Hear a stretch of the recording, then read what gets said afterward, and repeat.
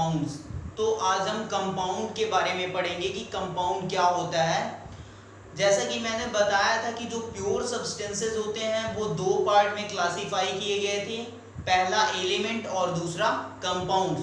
पिछले लेक्चर्स में हमने एलिमेंट्स और उसके टाइप्स की बात किया था, मेटल्स, नॉन मेटल्स और मेटालॉइड्स। ठीक है, आज हम बात करेंगे कंपाउंड्स के बारे में, जो कि प्योर सब्सटेंस का दूसरा वाला पार्ट है।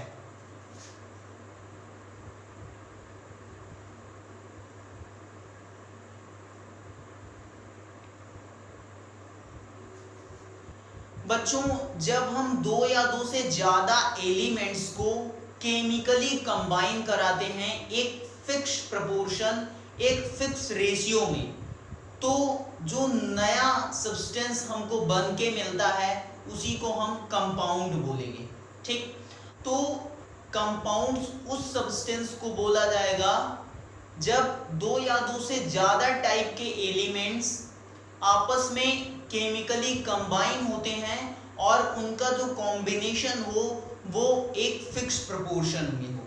मतलब कि जो एलिमेंट्स कंबाइन हो कंपाउंड को बनाने के लिए, उनका जो रेशियो हो वो क्या हो, फिक्स हो। ठीक है, तो उसको क्या बोलेंगे, हम कंपाउंड बोलेंगे। तो अगर हम कंपाउंड को डिफाइन करें तो हम लिख सकते हैं कि when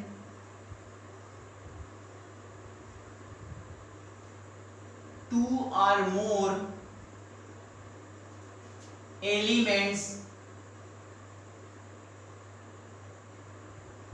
chemically combined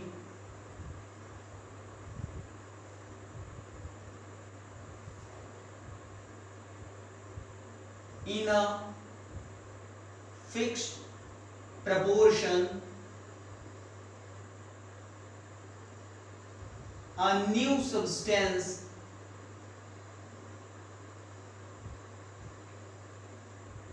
is formed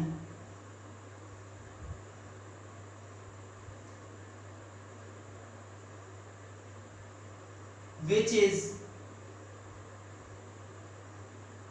known as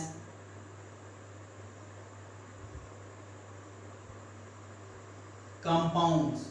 ठीक, मतलब कि when two or more elements, जब दो या दो से ज्यादा एलिमेंट्स केमिकली कंबाइन होते हैं एक फिक्स रेशियो, फिक्स प्रोपोर्शन में, तो एक नया सब्सटेंस बन के तैयार होता है। ठीक है, तो वो जो नया सब्सटेंस होगा उसी को हम क्या बोलेंगे, कंपाउंड।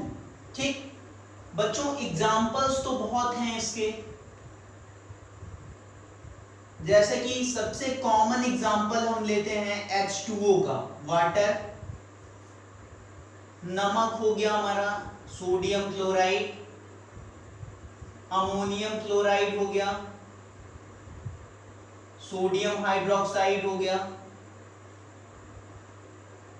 अमोनिया हो गया। ठीक, बहुत ढेर सारे कंपाउंड्स प्रेजेंट हैं। ठीक है, अब बच्चों यहां पे एक फिक्स्ड प्रोपोर्शन की बात हम कर रहे हैं।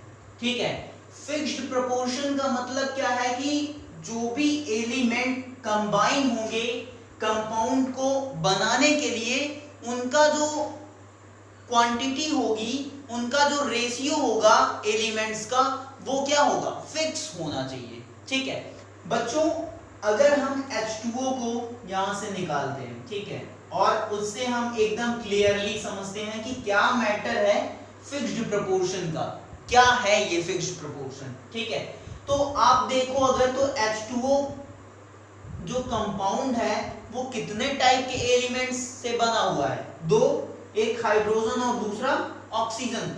तो यहाँ पे हम चेक करते हैं कि कितना हाइड्रोजन का पार्ट मिला हुआ है H2O में और कितना पार्ट ऑक्सीजन है हमारा। वही क्या होगा, दोनों का जो रेशियो होगा, जो प्रोपोर्शन होगा, उसी को हम क्या बोलेंगे, फिक्स्ड प्रोपोर्शन। ठीक है, तो हाइड्रोजन यहाँ पे कितने हैं, दो, और हाइड्रोजन का एटॉमिक मास कितना होता है, 1, रेशियो ऑक्सीजन कितने हैं, 1, और ऑक्सीजन का एटॉमिक मास कितना होता है, 16। ये कितना हो जाएगा 2:16। अगर आप इसको सिंप्लीफाई करोगे तो ये हो जाएगा 1:8। मतलब कि जो हाइड्रोजन और ऑक्सीजन का रेशियो आ रहा है H2O को बनाने में वो कितना आ रहा है 1:8। अब बच्चों ये जो रेशियो है हाइड्रोजन और ऑक्सीजन का ये फिक्स रहेगा, ये चेंज नहीं होगा। इसी को क्या बोल रहे हैं फिक्स्ड प्रोपोर्शन। एक और एग्जांपल ले लेते हैं बच्चों NH3 का। इसमें कितने टाइप के एलिमेंट्स हैं? दो, एक नाइट्रोजन है हमारा और दूसरा हाइड्रोजन।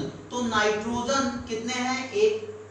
नाइट्रोजन का एटॉमिक मास कितना होगा 14 हाइड्रोजन कितना है 3, हाइड्रोजन का एटॉमिक मास 1, तो ये कितना हो गया 14 मतलब कि जो अमोनिया में नाइट्रोजन और हाइड्रोजन का प्रोपोर्शन होगा वो 14:3 होगा और ये हर जगह क्या होगा फिक्स रहेगा।